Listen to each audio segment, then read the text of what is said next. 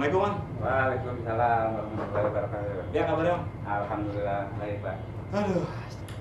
Habis sholat Isya pulang mampir dulu lah. Iya. Pusing kepala, Bang. Biasanya ngopi dulu, Pak, kalau gitu. Apa teh? Boleh deh bikinin teh, Bang, satu. Iya. Tadi lagi sholat Isya.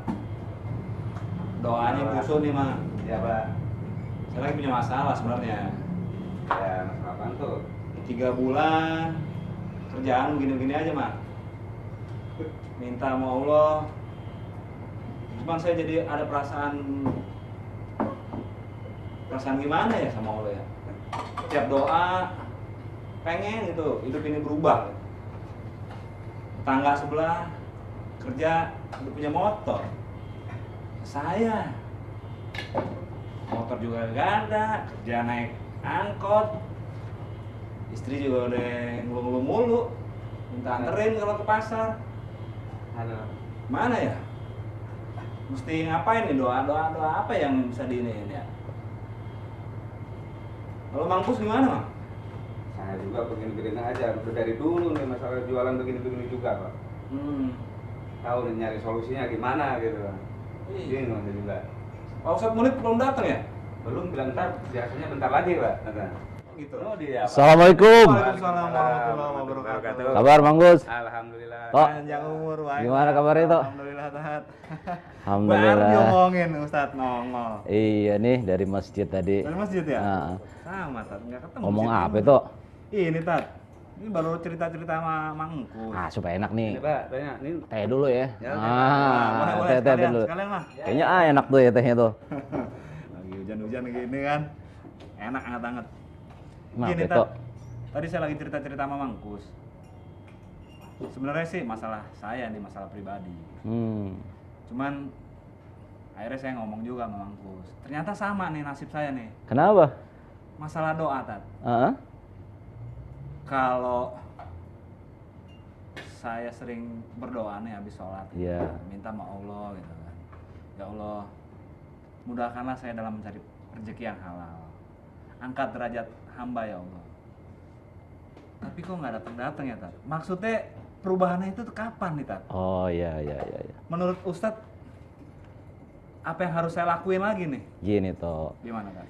kita harus tahu bahwa yang namanya doa itu sebatas kita ini memohon kepada Allah Subhanahu wa taala. Namun dalam hal ini harus dikembangkan sikap kita ini, jangan berprasangka buruk kepada Allah. Kita harus tumbuhkan sikap dan perasaan kita ini husnuzon kepada Allah. Tadi saya udah punya perasaan Siapa, begitu, Tat. Nah. Saking Siapa, Pak? udah mentok ini, Ya, Tat. makasih toh. Kenapa ya Allah pilih kasih gitu ya? Sebenarnya Allah nggak pilih kasih. Nah, Tinggal kitanya saja yang mungkin merasa bahwa ini Allah ini nggak adil. Hati-hati tuh, jangan sampai ngomong kayak begitu. kenapa, Tat? Karena Allah Subhanahu wa taala dalam bertindak, dalam berkehendak itu sudah maunya dia. Iya. Si A jadi dokter, si B jadi pengusaha, si C, mohon maaf ya, ya Iya. beginilah usahanya, misalkan warung Iya, kopi. Tapi di balik itu semua itu ada hikmahnya. Yang harus kita tumbuhkan adalah perasaan bahwa semua apa yang kita dapatkan sekarang ini, Iya, ini harus kita syukuri. Kenapa demikian? Karena dalam hal ini ada doa yang memang Allah Subhanahu wa taala langsung kasih. Nih dia doa nih. Udah saya kasih. Nah, Seneng kan dia? betul. Tapi akibatnya apa? Yang tadinya rajin ke masjid, nggak ke masjid lagi. Yang tadinya rajin ke majelis taklim, udah malas lagi ke majelis taklim. Kenapa? Udah keenakan dikasih rezeki sama Allah. Dadakan tuh. Dadakan langsung. Iya. Bahkan kadang-kadang seseorang dikasih rezeki sama Allah sekaligus. Iya. Pada waktu yang langsung di awal. Sehingga apa? Membuat dirinya akhirnya lupa diri. Lupa. Mau kayak gitu? Nauzubillah min dzalik. Jangan Mau kayak gitu? Tiba-tiba itu blong, jadi orang kaya.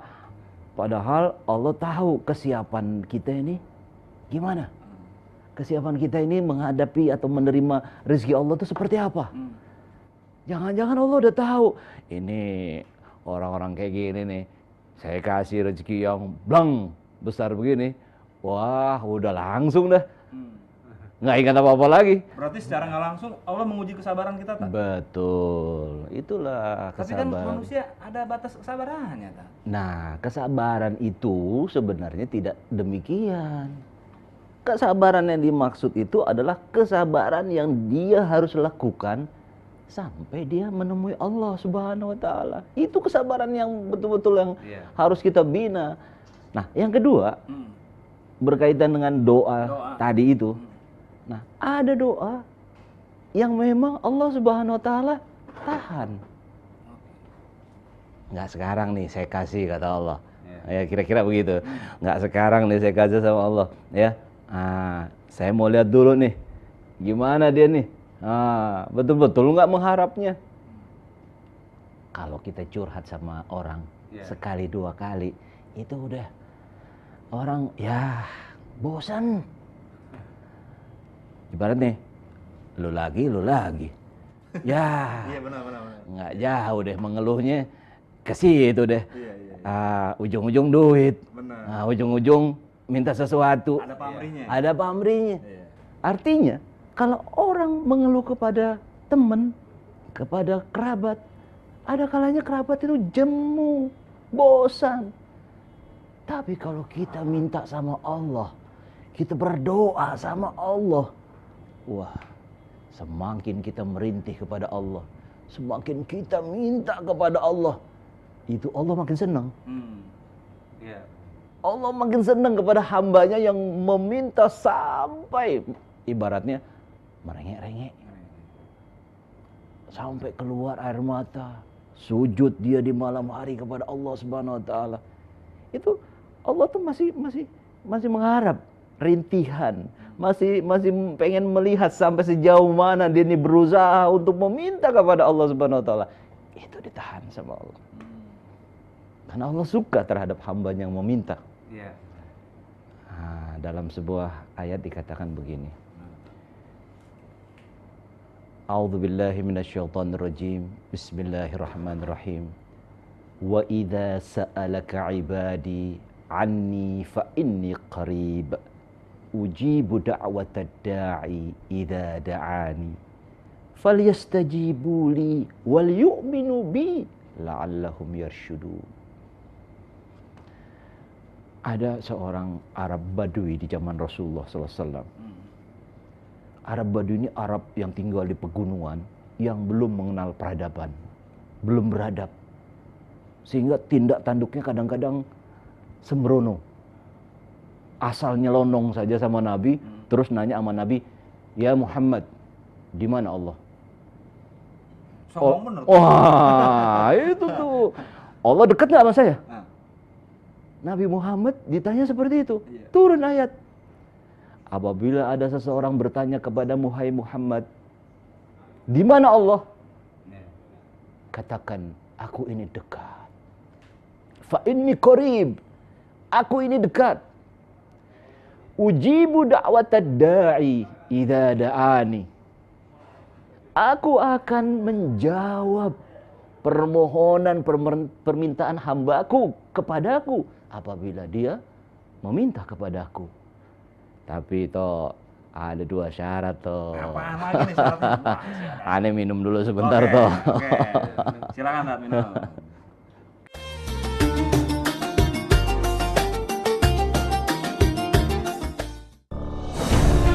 Ketika keindahan dunia merebak keselarasan, berbagi kemesraan. Ketika sejuta tangan merangkai kebahagiaan dalam kehidupan yang harmoni. Ketika zakat Anda wujudkan indahnya dunia.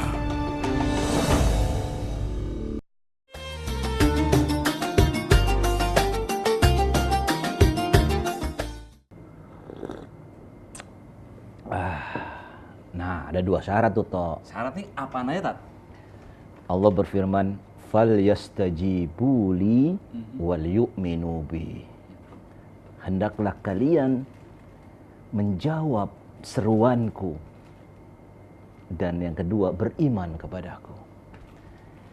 Jadi terkadang seseorang hanya sekedar meminta, tapi dia tidak pernah memberikan pengabdiannya kepada Allah Subhanahu wa taala.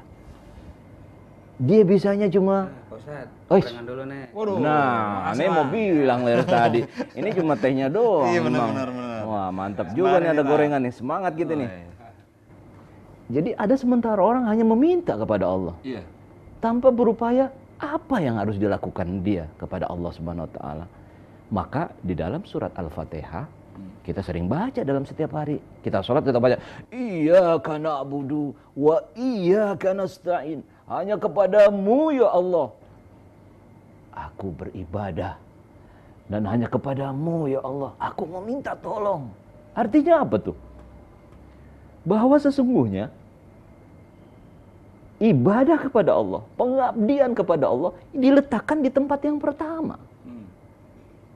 Baru setelah ibadah kepada Allah, baru minta tolong kepada Allah. Ini kadang-kadang suka terbalik.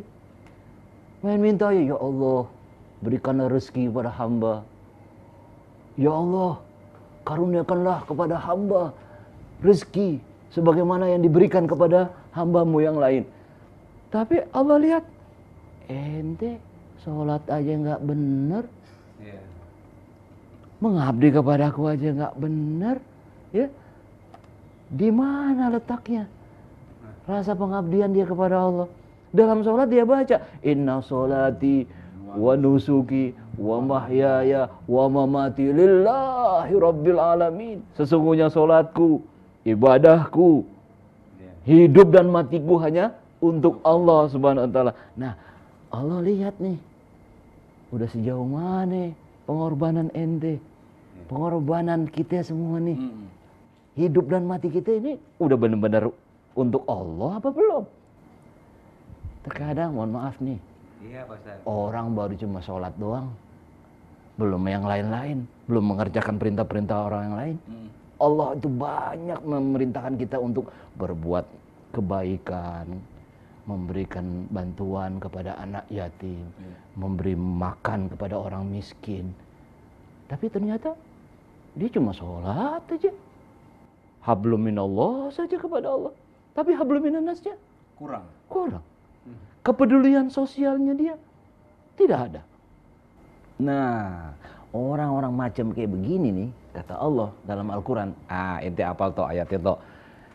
Aro'aital ladzi yukadzibu biddin fadzalikal ladzi yad'ul yatim wala yahuddu ala ta'amil miskin. Ente pinter juga. Nggak nyangka deh. Nah itu, coba ayat itu diawali dengan apa? Apakah kamu tidak tahu orang yang mendustakan agama? Bayangin, orang yang sudah beragama dibilang pendusta. Kenapa? Karena dia tidak pernah memperhatikan anak yatim, nggak pernah memberi makan orang miskin. Mau nggak kita dibilang, kamu udah sholat, tapi kamu masih pendusta, mendustakan agama? Oh, kaget kan kita? Iya. Kenapa? Kamu nggak ada kepedulian sama anak yatim, nggak pernah memberi orang miskin. Nah, Allah pengen lihat tuh kita pengabdiannya udah sampai sejauh mana, pengorbanan yang kita berikan itu sejauh mana. Baru setelah itu Allah tahu bahwa ini pantas nih aku beri, pantas nih aku kasih nih. Itu enak juga nih makannya. Ayo Tat, sembari Tat. Masuk nih jadinya nih, kalau sambil makan sambil Iya, Anda belum makan nih. Waduh. Tat, ngomong-ngomong yang tadi Ustadz ngomongin itu ya. Berarti hubungan kita dengan Allah juga harus seimbang hubungan kita dengan sesama Pasti, manusia. Ya? betul. Karena seseorang itu jangan hanya hablum minallah, tapi juga hablum Minannas. jangan hanya ibadah kepada Allah tanpa dia peduli kepada tetangga. Bahkan Rasulullah SAW pernah bersabda, terkutuk seseorang yang perutnya kenyang sementara tetangganya kelaparan. Dia asyik dengan doanya, dia asyik dengan permohonannya tanpa peduli kepada lingkungan. Nah, yang ketiga toh, Iya. kenapa doa belum dikabulkan oleh Allah Kenapa, Subhanahu wa taala? Karena Allah bisa saja memberikan permohonan kita dalam bentuk yang lain. yang kita nggak tahu. Kita nggak sadar ya? Kita nggak sadar. Ente minta apa sama Allah? Motor bulan depan. Motor bulan depan. Misalkan. Nah, misalkan. Hmm. Ente tahu bahwa bulan depan ente ketabrak mati. Nah, udah bilang menjalik. Jangan naik Aduh, motor. amit-amit. Jangan, Tat. Nah, ini ekstrimnya kita ngomong gitu. Iya, iya. Dikasih motor sama Allah sekarang. Mohon maaf, bulan depan ente tabrakan, meninggal, dia. kecelakaan. Allah tahu nih. Maka Allah mengabulkan doa ente, tapi dalam bentuk yang lain. Allah berikan apa? Allah berikan kesehatan pada ente. Allah berikan umur yang panjang. Allah berikan keluarga yang sakinah, mawaddah, warahmah. Itu artinya apa? Allah sebenarnya sudah memberikan kemudahan, rizki bagi ente, tapi dalam bentuk yang lain, wujudnya, Ya, benar, ente nggak tahu. Kita nggak Ana sadar makan nih. dulu deh sekarang Oh, iya, ya. iya. Silakan, Tat, silakan. Enak juga nih.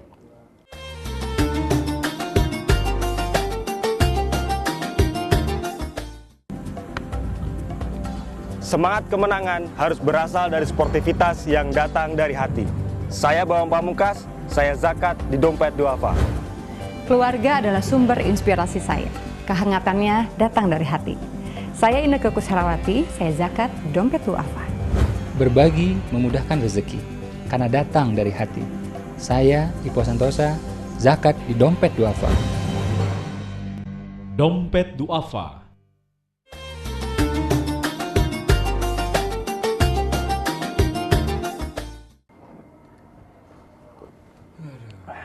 Tok, Ya, Tat.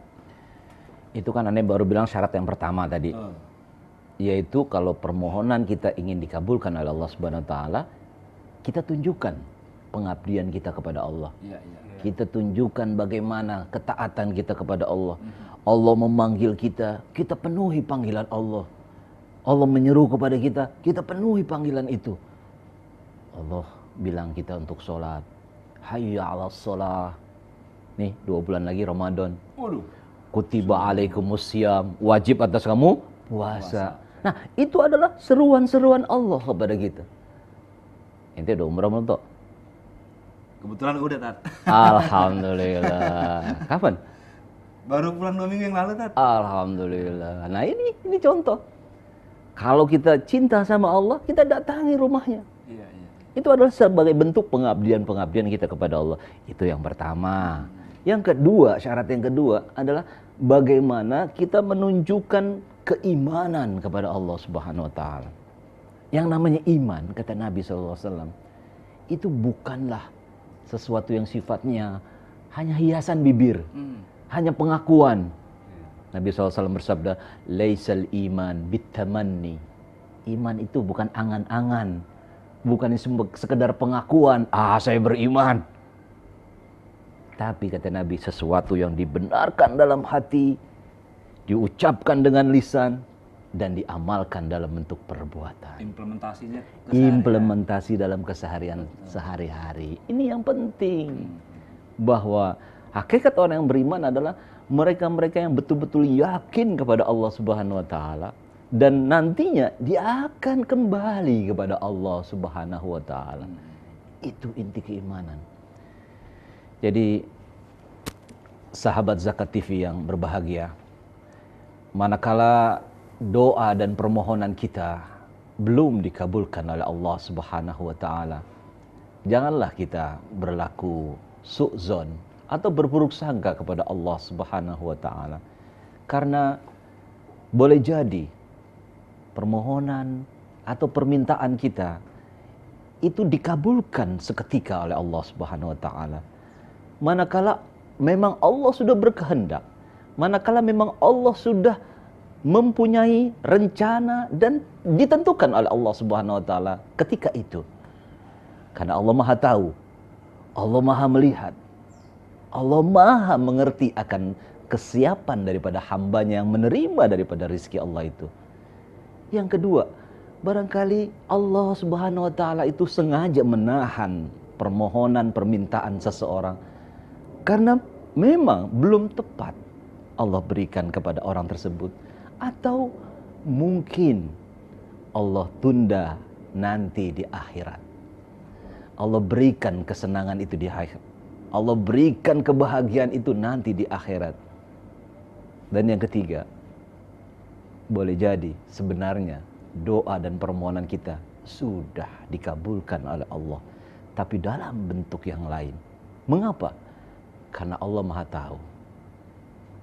Allah melihat bahwa sebenarnya permintaan A dibalas dengan B, justru B inilah adalah sebenarnya yang lebih baik buat seseorang itu. Boleh jadi seseorang merasa bahwa A itu baik, tapi ternyata di sisi Allah itu A tidak baik. Ternyata Allah menghendaki yang B itulah yang baik.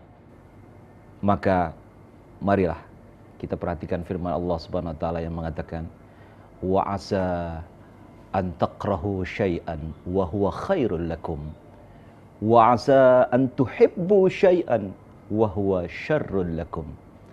Boleh jadi kamu benci terhadap sesuatu, kamu nggak suka terhadap sesuatu, tapi sesuatu itu adalah kebaikan buat kamu. Seseorang mana ada yang suka untuk sakit? Seseorang mana ada yang suka untuk bersusah payah, miskin, tidak punya harta, tidak punya jabatan. Tapi sebenarnya Allah lebih tahu bahwa kondisi seperti itu sebenarnya baik buat dia. Kalau dia dikasih jabatan, Allah tahu ini orang tidak baik kalau mendapatkan jabatan. Mungkin saja ketika jabatan itu diterima, dia tidak menjalankan jabatan itu dengan sebaik-baiknya. Malah dia khianat, menyeleweng daripada jabatan yang diembannya. Boleh jadi seseorang itu menyukai sesuatu, tapi kata Allah, itu buruk buat dia. Manusia pada hakikatnya suka harta. Manusia pada hakikatnya suka menuruti hawa nafsu, kesenangan hidup di dunia, dan harta benda lainnya yang kadang-kadang memikau, membuat manusia silau daripada kehidupan akhirat nanti. Yang demikian itulah yang kadang-kadang manusia luput dari perhatian, bahwa ternyata kecintaan dia kepada dunia, kecintaan dia kepada materi, kecintaan dia kepada harta benda, jabatan dan lain sebagainya, justru itu adalah sesuatu yang buruk di sisi Allah Subhanahu wa taala. Sehingga sahabat Zakat TV yang berbahagia, mari senantiasa kita tumbuhkan sikap husnuzon kepada Allah Subhanahu wa taala. Sikap di mana kita merasa bahwa Allah sangat mengerti akan kebutuhan kita. Allah sangat peduli dan sangat memperhatikan dan mengetahui apa sebenarnya yang kita perlukan. Sehingga dengan demikian, maka boleh jadi kita akan berkata dalam hati kita, mungkin ini yang terbaik yang diberikan Allah kepada saya. Mungkin ini kehendak Allah Subhanahu wa taala kepada saya. Allah tidak menghendaki saya berbuat yang tidak dikehendaki oleh Allah Subhanahu wa taala. Dan jangan sekali-kali kita berbuat husnuzon, berbuat su'zon kepada Allah Subhanahu wa taala. Berburuk sangka. Melihat tetangganya dapat kesenangan, melihat temannya dapat kemewahan hidup dan sebagainya, dia iri kepada apa yang dimiliki oleh orang lain. Ini adalah sikap yang su'zon, na'udzubillah min dzalik, sampai-sampai dia mengatakan, kalau gitu Allah tidak adil. Padahal Allah Al-Adil, Maha Adil, Allah Al-Alim, Maha mengetahui, dan Allah Subhanahu wa taala Maha Rahman, Maha Rahim, Maha mengerti akan hakikat hidup manusia, sehingga dia terus memberikan rahmah, memberikan kasih sayang kepada hambanya. Siapapun hambanya, siapapun orangnya, itu tetap mendapatkan rahmah kasih sayang daripada Allah Subhanahu wa taala. Sahabat Zakat TV yang berbahagia, maka dengan demikian ketika kita sudah berbaik sangka kepada Allah Subhanahu wa taala, itu adalah sebuah jalan keluar buat kita untuk dirahmati oleh Allah, untuk disayangi oleh Allah, untuk diberikan oleh Allah Subhanahu wa taala sesuai dengan ayat yang tadi kita baca. Ud'uni astajib lakum. Mintalah kepada aku, kata Allah, sungguh pasti aku akan memberi. Assalamualaikum warahmatullahi wabarakatuh. Mana emang? Udah, Aneh mau pulang deh kalau gitu ya. Mana nih Pak Ustadz? Buru-buru amat. Udah malam nih ya, anak istri nunggu di rumah nih. Oh iya Yuk. juga sih ya. Masih, Tat. Assalamualaikum. Waalaikumsalam warahmatullahi